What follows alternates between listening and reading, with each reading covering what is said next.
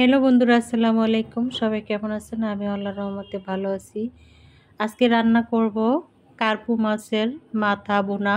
কার্পু মাছের মাথাগুলো আমি রান্না করব আজকে। তো সবাই লাইক দিয়ে আমার ভিডিওটা দেখবেন। খুব সুন্দর ভিডিও আজকে দেখাবো।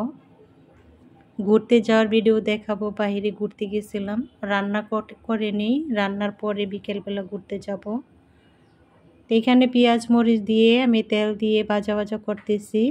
যে যেখান থেকে আমার ভিডিওটা দেখতেছেন, লাইক ছাড়া কোনো আপু ভাইয়ারা ভিডিও দেখবেন না, আর অ্যাড সহ আমার ভিডিওটা দেখে যাবেন আপুরা।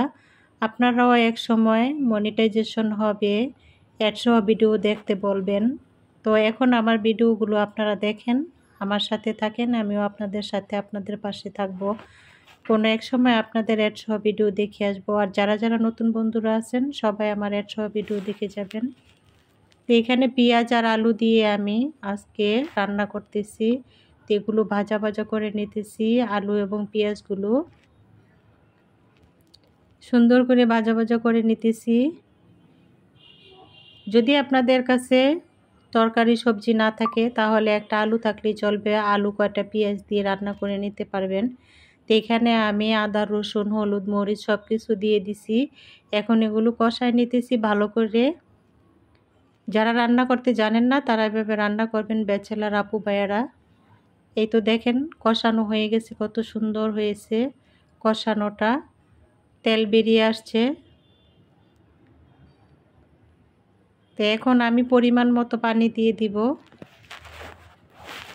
আলু পেঁয়াজগুলো কষানো হয়ে গেছে।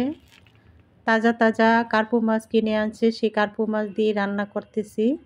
পরিমাণ মতো পানি দিয়ে দিলাম। মাছ তরকারিতে কোনো জিরা ধনেপাতা দিবেন। জিরা তেমন খাই না আমি ধনেপাতা দিব মাঝে মাঝে। ধনেপাতা না থাকলে তখন জিরা ইউজ করি। তো এখন আমি ঢাকনা দিয়ে ঢেকে দিব বলক আসার জন্য। ঢাকনাটা তুলে আমি দেখেন বলক এসে গেছে, ঢাকনাটা তুলে নিলাম। এখন বেজে রাখা মাছগুলো দিয়ে দিচ্ছি। কার্পু মাছের মাথা 2 পিস মাছ, এগুলো আমি এখন রান্না করে নিচ্ছি। 2 পিস মাছ দিয়েছি, 2টা কার্পু মাছের মাথা।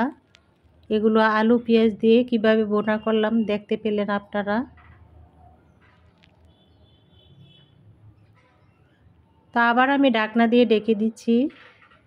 ঢাকনাটা তুলে নিলাম।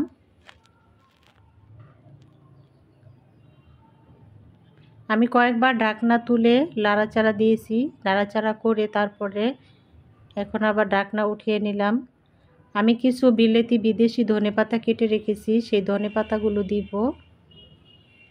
এখানে আমি কোনো গরম মশলা ইউজ করি নাই, গরম মশলা ইউজ করলে মাংস মাংস লাগে।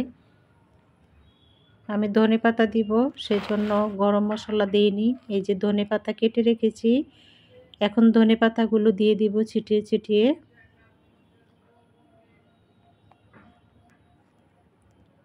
এই ধনেপাতার ফ্লেভারটা খুবই ভালো লাগে। এই ধনেপাতাটা দিয়ে যদি শুটকির ভর্তা বা শুটকি তরকারি রান্না করা যায় সেরকম ফ্লেভার আসে। তো হয়ে গেছে কিন্তু আমার রেসিপিটা, কেমন হয়েছে সবাই জানাবেন। তা আজকে রান্না করে খাওয়া দাওয়া করে বাহিরে ঘুরতে যাব।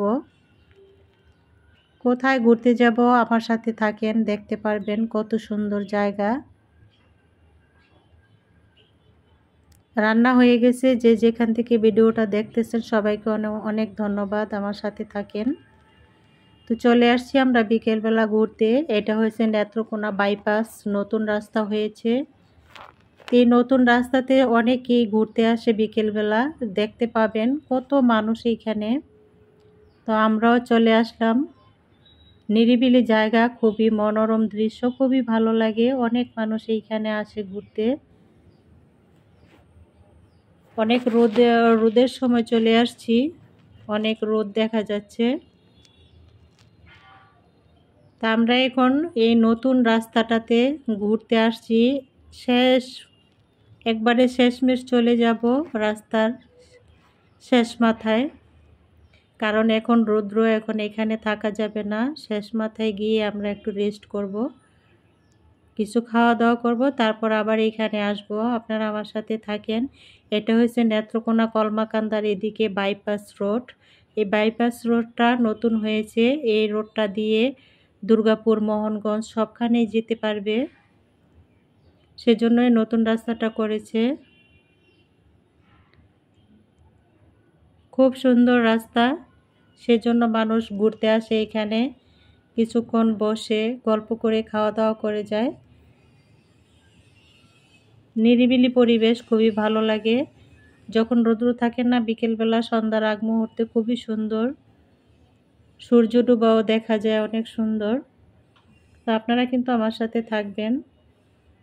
রাস্তাটা অনেক বড়, তাই পুরোটাই দেখাচ্ছি।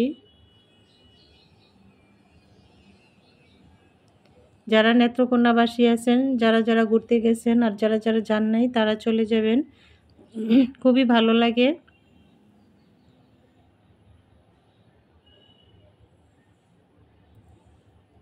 সব আপু ভাইয়ারা এখানে আসে ঘুরতে, দেখেন কত মানুষ আসতেছে, তারা কিন্তু এখানে ঘোরার জন্য আসছে।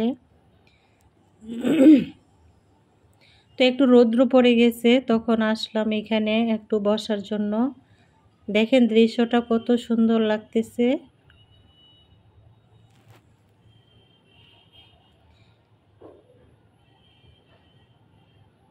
অনেকেই বসে বসে ছবি উঠাচ্ছে, টিকটক করতেছে, ভিডিও বানাচ্ছে।